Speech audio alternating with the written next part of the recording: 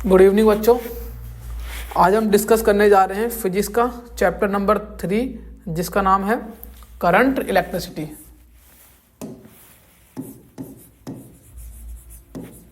Current electricity. तो आज हम इस चैप्टर को फिर से विद इन 30 मिनट्स के अंदर खत्म करेंगे। तो सबसे पहला जो टॉपिक आता है उस टॉपिक का नाम है इलेक्ट्रिक करंट। ध्यान से समझेंगे इस टॉपिक को। इलेक्ट्रिक करंट का मतलब क्या होता है? अगर इलेक्ट्रिक करंट को डिफाइन करना है, the amount of electric charge flowing through any cross section, किसी भी क्रॉस सेक्शन से कितने अमाउंट में चार्ज फ्लो कर रहा है किसी भी कंडक्टर में पर यूनिट टाइम में, मतलब amount of flow of charge per unit time is known as current. तो करंट का फॉर्मूला I = Q/T। Q का मतलब होता है बेटा चार्ज, और चार्ज की यूनिट क्या होती है? कूलम। तो क्वांटाइजेशन ऑफ चार्ज से हमने पढ़ा था चार्ज होता है Q = NE। तो ये हो गया हमारे पास एक चार्ज का फॉर्मूला। हमारे पास इसके अलावा जो एवरेज चार्ज जो हम पढ़ते हैं वो पढ़ते हैं बेटा ΔQ/ΔT। ये एवरेज करंट होता है ये, क्योंकि किसी भी वायर में एक कांस्टेंट करंट फ्लो नहीं करता, करंट वेरी करता रहता है। तो उन सभी का एवरेज करंट को कहते हैं एवरेज करंट।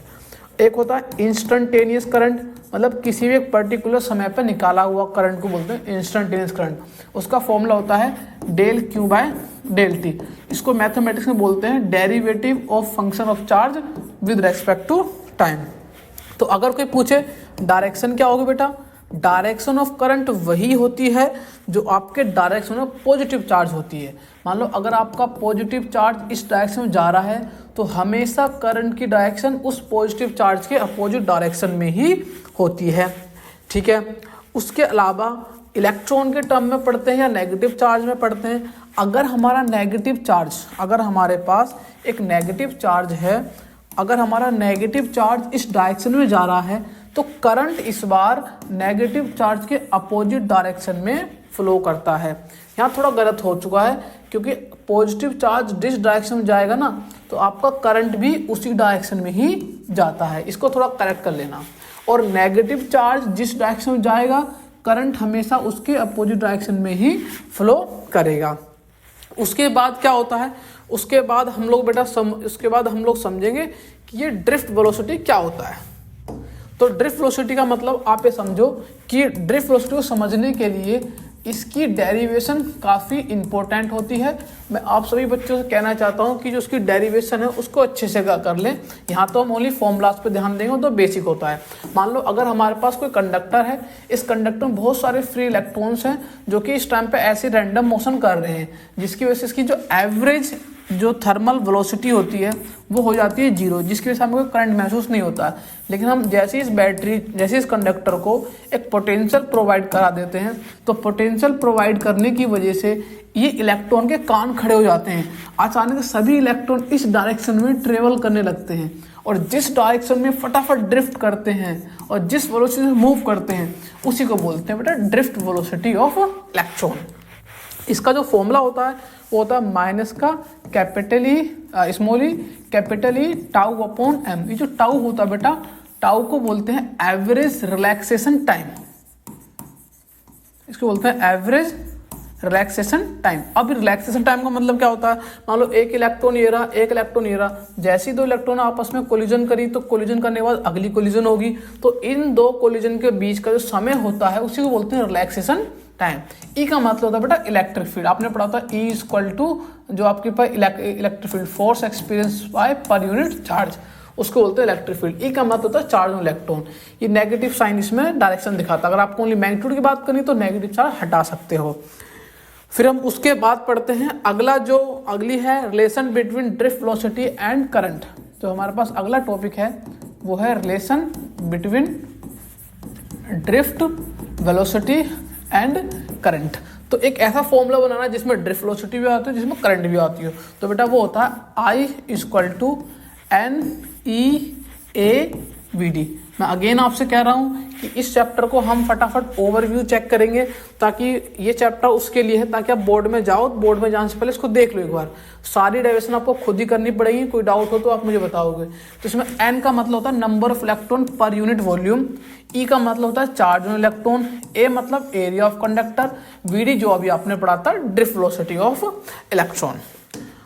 इसके बाद हम लोग मूव करने जा रहे हैं हमारा प्यारा ओम्स लॉ।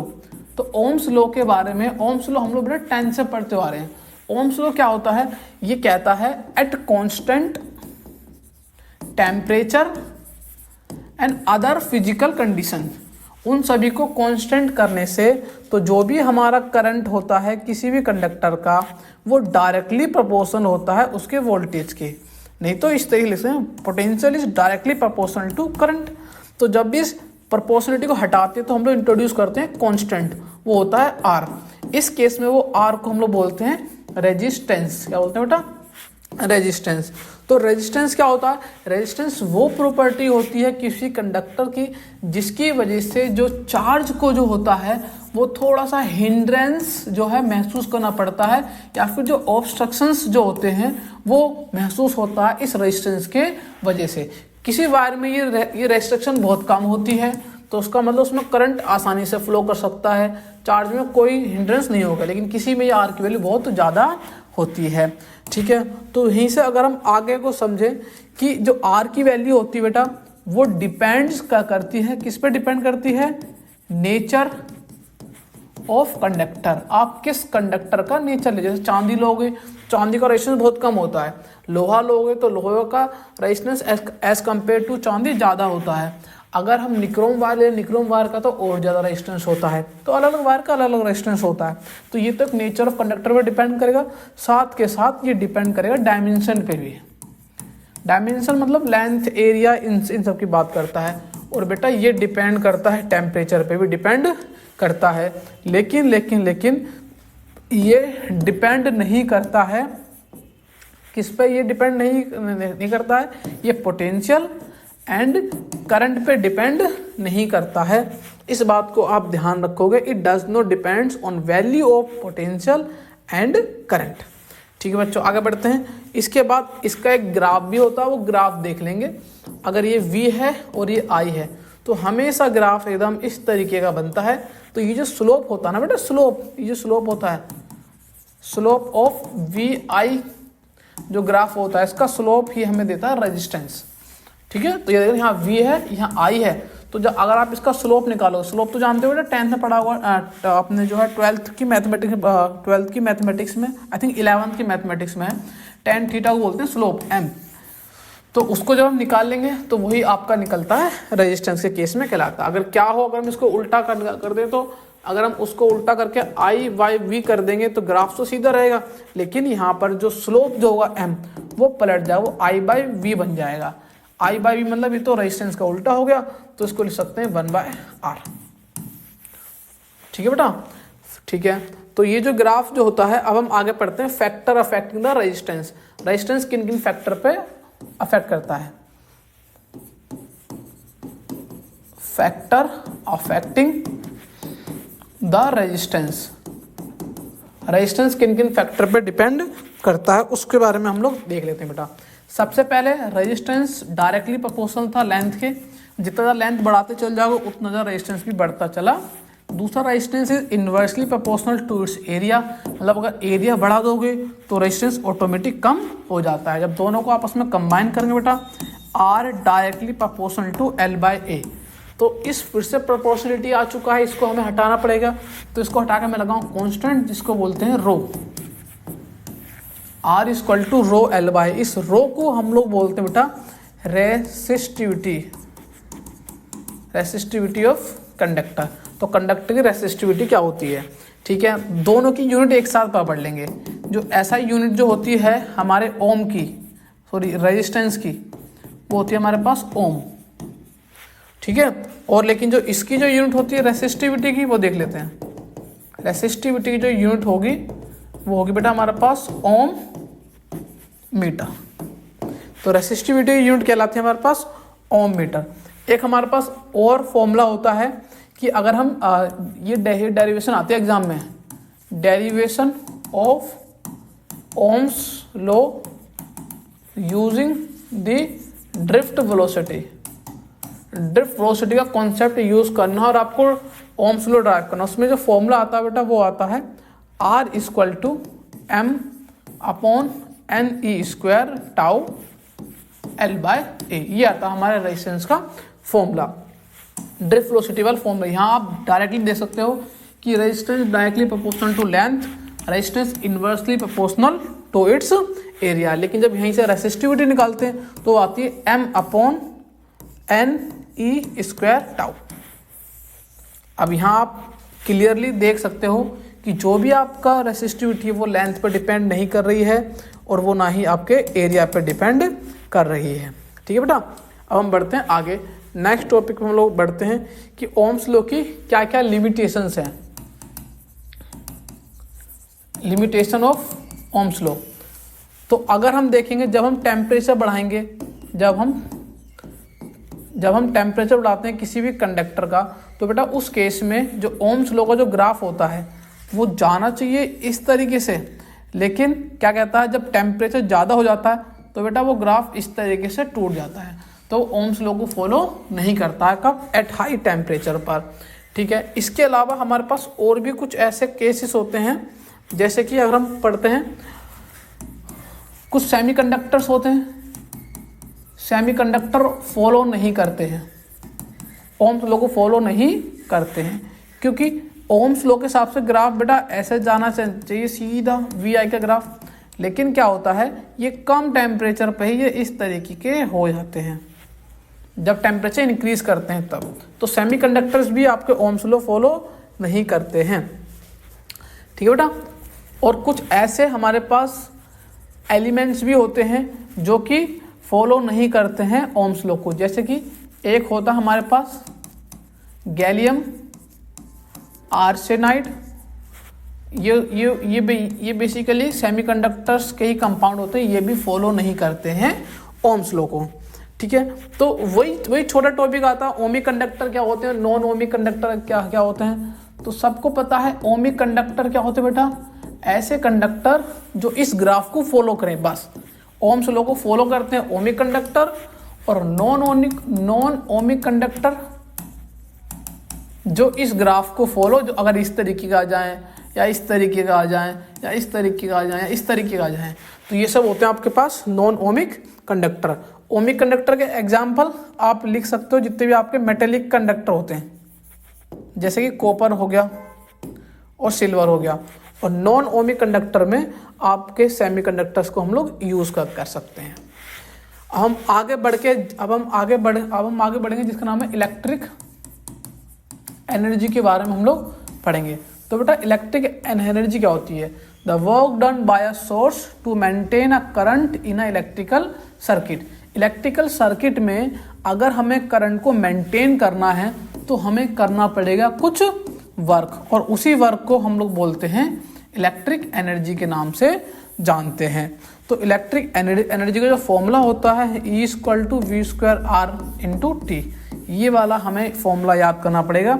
इसी को बोलते हैं joule law of heating. Joule law of heating के नाम से इसको हम लोग जानते हैं। इसी के उसमें एक टर्म और आती है जिसका नाम है इलेक्ट्रिक पावर के नाम से इस टर्म को हम लोग जानते हैं। पावर का मतलब होता है rate of doing work, rate of doing electric work या इलेक्ट्रिक एनर्जी, या फिर कोई भी अप्लायंस कितनी इलेक्ट्रिक एनर्जी कंज्यूम कर रहा है पर यूनिट टाइम के अंदर, तो इसको बोलते हैं एनर्जी अपॉन टाइम। तो इसके फॉर्मूला बहुत सारे होते हैं। एक होता है P=VI, एक होता है P=V²/R। ये एक्चुअल में ये दिखाएगा कोई भी इलेक्ट्रिकल अप्लायंस कितनी इलेक्ट्रिकल एनर्जी कंज्यूम कर रहा है पर यूनिट सेकंड के अंदर। जो उसकी ऐसा यूनिट होती है बेटा वो होती है वाट। ठीक है बेटा, और थोड़ा सा हम लोग आगे बढ़ जाते हैं। हमारे पास कॉम्बिनेशन ऑफ रेजिस्टेंस के नाम आते हैं, कॉम्बिनेशन ऑफ रेजिस्टेंस, इसके बारे में पढ़ लेते हैं। तो ये दो तरीके का कॉम्बिनेशन होता है हमारे पास। एक होता है बेटा हमारे पास सीरीज और दूसरा होता है हमारे पास बेटा पैरेलल। सीरीज और पैरेलल, सीरीज में क्या होते हैं, रेजिस्टेंस इस तरीके से हम अटैच करके रखते हैं, और पैरेलल में क्या होता है बेटा, पैरेलल में हम रेजिस्टेंस एक दूसरे के पहले रखते हैं, इस तरीके से हम इसको रखते हैं। ठीक है, तो अगर इसमें अगर आर नेट आपको निकालना है तो सिंपल है R1 + R2 + R3। अगर इसमें आपको आर नेट निकालना तो 1/R net = 1/R1 + 1/R2 plus 1/R3। ये है हमारे पास सीरीज और पैरेलल का कॉम्बिनेशन। चलो अब हम आगे बढ़ जाते हैं। हमारे पास अगले कुछ छोटे मोटे टॉपिक आ रहे हैं कि सबसे पहले सेल क्या होता है। तो पता है सेल एक ऐसा डिवाइस होता है जो कि कन्वर्ट करता है हमारे पास केमिकल एनर्जी को, जो भी हमारे पास केमिकल एनर्जी होती है उसको कन्वर्ट करता है इलेक्ट्रिकल एनर्जी में। मतलब सेल के अंदर रिएक्शंस होती हैं, जो रिएक्शंस होती हैं वो केमिकल एनर्जी से किस में कन्वर्ट करता है, इलेक्ट्रिकल एनर्जी में। और उसी एनर्जी से प्रोवाइड होता है ईएमएफ। ईएमएफ को बोलते हैं इलेक्ट्रोमोटिव फोर्स के नाम से जानते हैं। इसका फॉर्मूला होता है E = W/Q। तो समझो ईएमएफ वही मैक्सिमम पोटेंशियल होता है जब भी कोई एक न्यूली सेल होता है जिसे सर्किट में यूज नहीं किया होता है, उसी को बोलते हैं ईएमएफ। ये क्या करता है, सर्किट में करंट को मेंटेन करके रखता है। तो जो इसकी जो एसआई यूनिट होती है वो वही होती है जो पोटेंशियल की होती है, वोल्ट होती है बेटा। ठीक है, अब ये जो ईएमएफ होता है वो किन किन फैक्टर पर डिपेंड करता है, ये इसके बारे में जान लो। सबसे पहले जो ईएमएफ जो होता है वो डिपेंड करता है हमारा नेचर कैसा है इलेक्ट्रोलाइट का, नेचर ऑफ इलेक्ट्रोलाइट। दूसरा बेटा ये डिपेंड करता है टेम्परेचर ऑफ इलेक्ट्रोलाइट का टेम्परेचर। इलेक्ट्रोलाइट आपके पास वही है जो जिस सब्सटेंस के अंदर ही केमिकल रिएक्शंस हो रही हैं। हम आगे बढ़ते हैं, इसी में अगला टॉपिक है टर्मिनल पोटेंशियल। टर्मिनल पोटेंशियल का जो मतलब होता है वो सिंपल होता है, अगर हम सेल को किसी भी सर्किट में यूज़ कर लें, अब जो पोटेंशियल होगा उसी को बोलते हैं उसका टर्मिनल पोटेंशियल। उसको लिखते हैं बेटा हम लोग स्मॉल b से। इसकी भी सेम एसआई यूनिट वही होती है जो उसकी होती है ईएमएफ की, जो कि कहलाते हैं हम लोग वोल्ट के नाम से कहलाते हैं। आगे बढ़ते हैं, एक टॉपिक आता है इंटरनल रेजिस्टेंस। तो इंटरनल रेजिस्टेंस को हम लोग लिखते हैं बेटा स्मॉल r से, और ये सेल के अंदर होता है। सेल के अंदर जो इलेक्ट्रोलाइट जो होता है, इलेक्ट्रोलाइट ऑफर इंटरनल रेजिस्टेंस।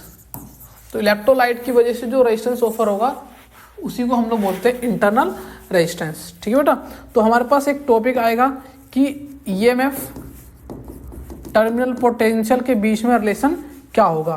वो हमारे पास रिलेशन वो होगा V = E - IR। मतलब इससे मतलब ये है कि terminal potential always less than EMF. अगर हमारा अगर करंट 0 हो जाए तो उस केस में टर्मिनल पोटेंशियल ईएमएफ के बराबर होगा, मतलब जो सेल का यूज नहीं किया होता है। लेकिन जब हम चार्ज क्या करते हैं किसी भी सेल को ड्यूरिंग चार्जिंग, तो चार्जिंग के दौरान पोटेंशियल टर्मिनल पोटेंशियल बढ़ा जाता है हमारे ईएमएफ के। इस बात को हम लोग ध्यान रखेंगे। अब हम बात करते हैं ग्रुपिंग ऑफ सेल। सेल को ग्रुपिंग कर सकते हैं दो तरीके से, सीरीज और एक पैरेलल। सीरीज में जब हम ग्रुपिंग करते हैं तो जो नेट जो हमारे पास ईएमएफ होता है, क्योंकि एक सेल का अपना अलग ईएमएफ होता है, तो हर सेल का ईएमएफ होगा E1 + E2 + E3। जो इंटरनल रेजिस्टेंस होगा R1 + R2 + R3। अगर पैरेलल में अगर आप ग्रुपिंग करोगे तो पैरेलल में जो आपके पास इंटरनल रेजिस्टेंस होगा वो 1/R1 + 1/R2 होगा। लेकिन अगर आप बात क्या करते हैं, अगर हमारे पास आइडेंटिकल हमारे पास सभी सेल्स होंगे तो उस केस में जो ईएमएफ होगा वो होगा सभी को मिला लो, सबको मिला लो, सबका सिंपल मिला के ऐड कर लो। अगर आपको फॉर्मूले ना तो इसका फॉर्मूला अलग होता है, वो आप फॉर्मूला जान लें। फॉर्मूला ये होता है E इक्विवेलेंट होता है E1 R1 + E2 R2 और plus E3 R3 upon 1/R1 + 1/R2 + 1/R3। ये होता है हमारे पास इक्विवेलेंट रेजिस्टेंस जब भी हम सेल्स को उसमें रखते हैं पैरेलल में। उसके बाद आगे बढ़ते हैं, हमारे पास जो सबसे मेन लॉ है वो किरचॉफ लॉ के बारे में हम लोग बात करते हैं। किरचॉफ लॉ के दो लॉ होते हैं एक्चुअल में। ये भी दो लॉ पे बेस होता है। एक होता है आपका जंक्शन, एक होता है आपके पास जंक्शन, एक होता है आपके पास लूप लॉ। तो जंक्शन में क्या होता है, जंक्शन सिंपल कहता है कि जो इनकमिंग करंट होता है, जो आपके पास incoming current is equal to outgoing current के बराबर होता है। या फिर एक जंक्शन पे जितने भी करंट होंगे उन सभी करंट को जब हम मिलाएंगे ना तो उन सब का सम होगा बेटा आपके पास 0। तो जो करंट जंक्शन की तरफ जाएगा उसको पॉजिटिव से इंडिकेट करेंगे, जो करंट जंक्शन दूर जाएगा उसको हम लोग नेगेटिव से इंडिकेट करेंगे। तो यही आपका किरचॉफ का जंक्शन रूल कहलाता है। दूसरा लॉ हम लोग इसका देख लेते हैं। दूसरा लॉ जो होता है, इसको दूसरा नाम इसको वोल्टेज लॉ के नाम से भी जानते हैं। तो वोल्टेज लॉ क्या कहता है कि जो एल्जेब्रिक सम है ऑल द पोटेंशियल, मतलब हमारे पास कोई भी इस तरीके का कोई भी सर्किट हो सकता है, इस सर्किट में जो भी एल्जेब्रिक सम होगा, या फिर बोल सकते हैं algebraic sum of change in potential is 0। मतलब इन सभी का एल्जेब्रिक सम कर लो, सभी जितना भी पोटेंशियल ड्रॉप हो रहा है उन सभी का सम कितना होगा, 0 के बराबर होता है। ठीक है बेटा, तो ये होता है आपके पास किरचॉफ का सेकंड लॉ के नाम से हम इसको जानते हैं। इसमें कुछ साइन कन्वेंशन होते हैं, वो भी आप जान लें। अगर मेरा करंट इस नेगेटिव टर्मिनल से पॉजिटिव में जा रहा है तो उस केस में ईएमएफ को लेंगे पॉजिटिव। अगर मेरा करंट पॉजिटिव टर्मिनल से नेगेटिव में जा रहा है तो उस केस में हम लोग ईएमएफ को लेंगे नेगेटिव ईएमएफ के नाम से इंडिकेट करेंगे। अगला टॉपिक जो इसमें यूज करते हैं उसका नाम है wheat stone bridge. Wheat stone bridge, wheat stone bridge में क्या कहता है, हमारे पास इस तरीके का एक ब्रिज होता है। थोड़ा गलत हो गया, कोई बात नहीं, समझ लेना। ये हमारे पास ब्रिज हो गया। इस ब्रिज में हम लोग 4 रेजिस्टेंस लगा देते हैं, एक P, एक Q, एक बेटा यहाँ पर R, एक यहाँ पर S, और बीच में लगा देते हैं गैल्वेनोमीटर।